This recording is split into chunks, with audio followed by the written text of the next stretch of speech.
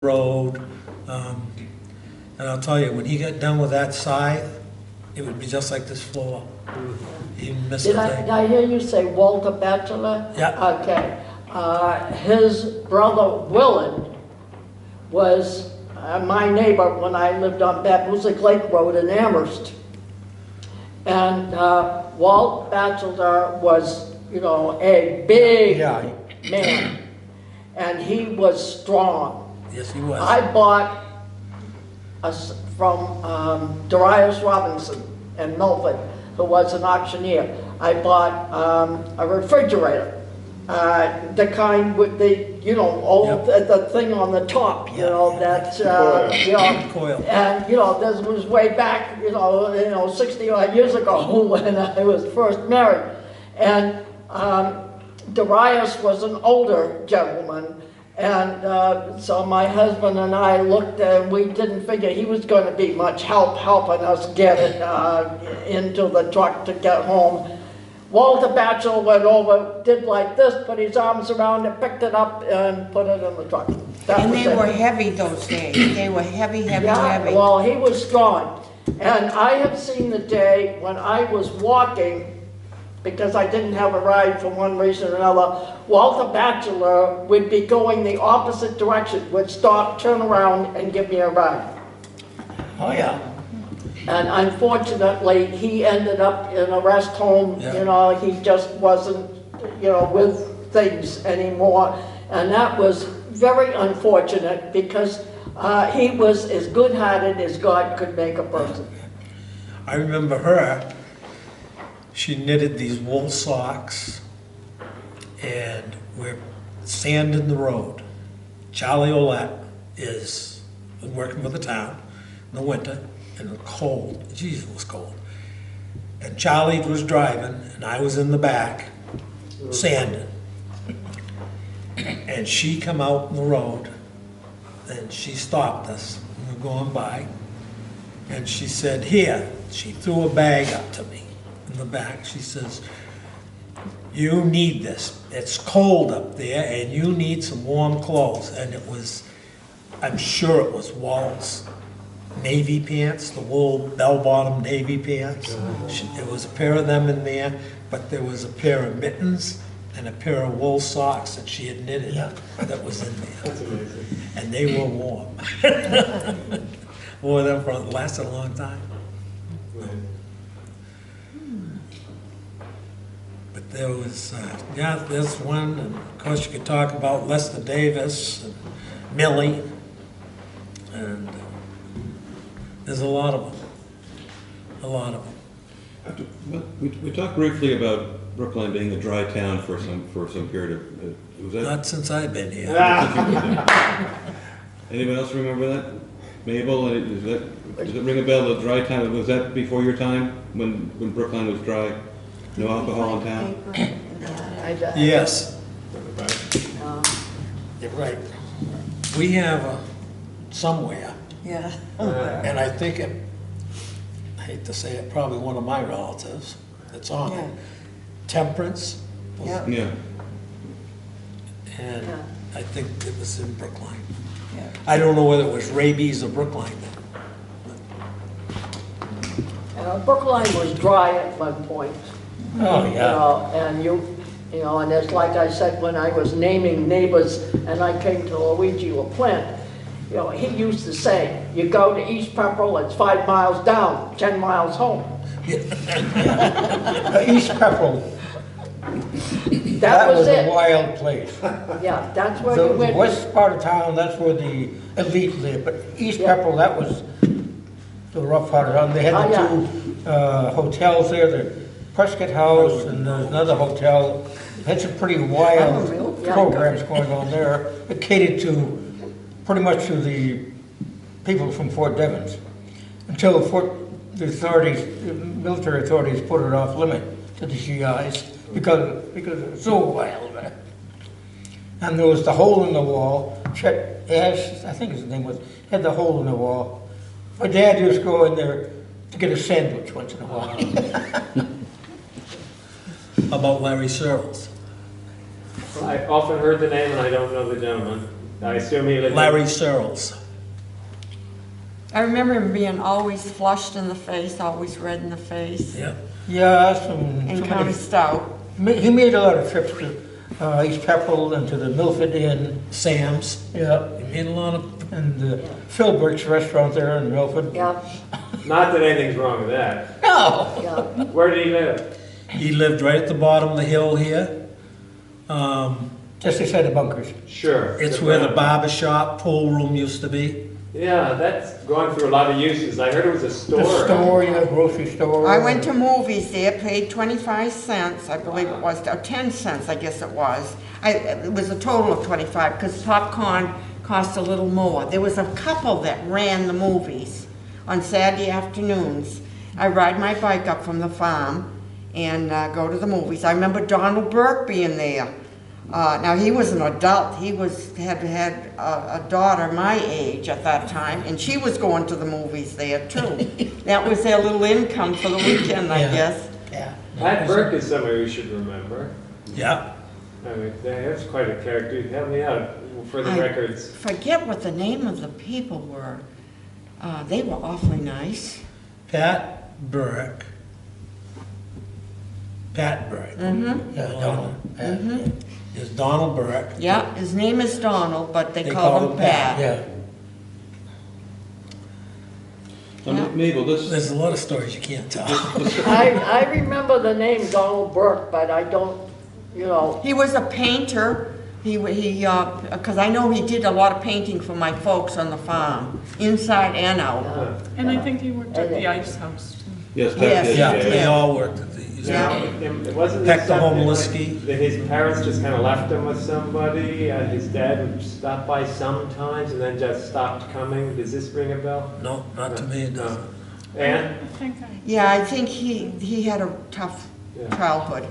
I don't really know the particulars, but he did have a tough childhood. But he was an angel to my folks. He helped my mom and dad a lot with the turkeys. And he just was, and then when they were in the Blueberries, he did all the parking up there. So until he died, he was pretty, And he was very good in the fire department. yeah, everything Yeah, he he was on the did. fire department for many years. Big Oh, fire department, back The in those racetrack. days. That's right, the race. Whenever there was That a fire, all the teenage there was a boys lot of feeling about turned out for that, and even Nathan Pheasant, he was.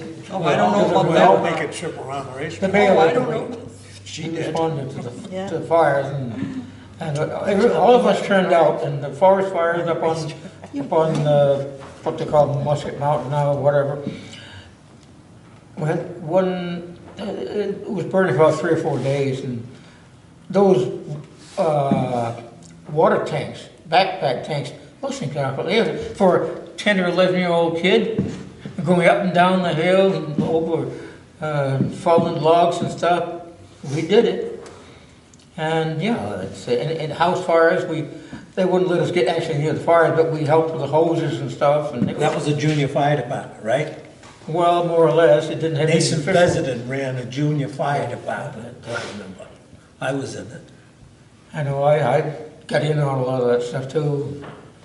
That fire up on the Mosquito Hill there, I ended up with a bad burn and get a hot spark down inside my shoe. It did a good job before I could get the shoe off. I put the shoe back on and I kept going all night. But oh yeah. I remember that fire. And my father used to go with Warren Barnaby, who lives down on the main street to the house. Warren Barnaby lived to the right of the library, which is the library now. Shucks used to live. Yeah, Yes. and every spring they would get trout from the state, and they'd go to all the streams and put the new trout, the baby fish in the rivers and stuff. Now- Remember that as a kid? was he the one that we've always called Captain Barnaby? Yeah. He was Okay. in the Marines. I remember being in the first grade, and it was like Memorial Major. Day or something, and he came in his full dress uniform. And let me tell you, I was impressed.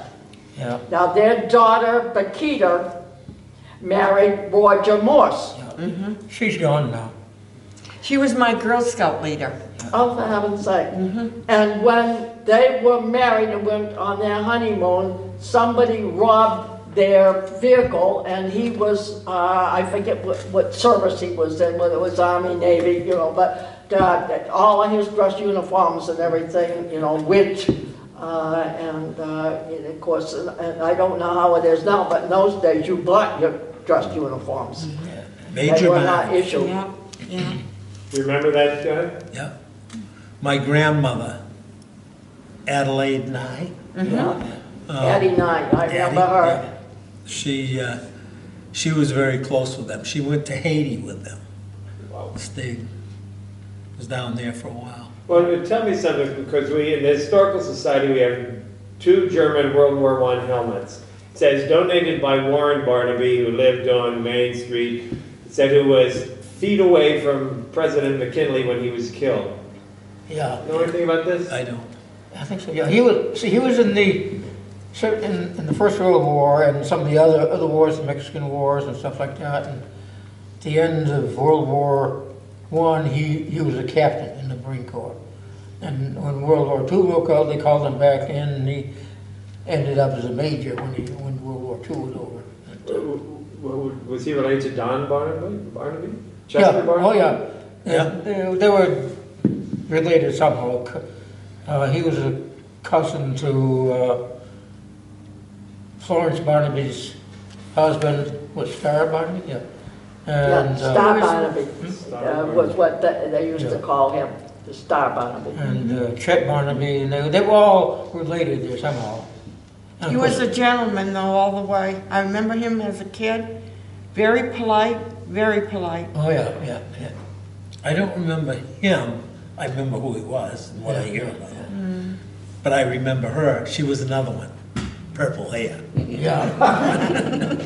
They don't do that much anymore. I couldn't. I was fascinated with that when I was a kid. She had purple hair. Now, they had the 2 daughters, Nikita, Betty, and Barbara. Let's see, Nikita married Roger Morris. Betty married Bill Croak. He was from outside of the area here. And then Barbara, she was in the Marine Corps during World War II. And see, Roger Morris was in the Army during World War II. Nikita is dead now. Her sister Betty, she's gone on. Barbara's gone now too. So that family is all gone. But they had, let's see, Roger and Nikita had a couple of daughters, Martha, I can't remember the other, and of course they had grandchildren. And Betty, Had Warren and Betty. yeah, Warren. And Betty, Warren yeah. went he went on the radio, because my folks went down, I think he's in Louisiana, is it? No, he's in Florida. Yeah, well, he's Florida now, but Yeah. when he was working for a radio station, because the folks went and saw him. Yeah, he was, let's see.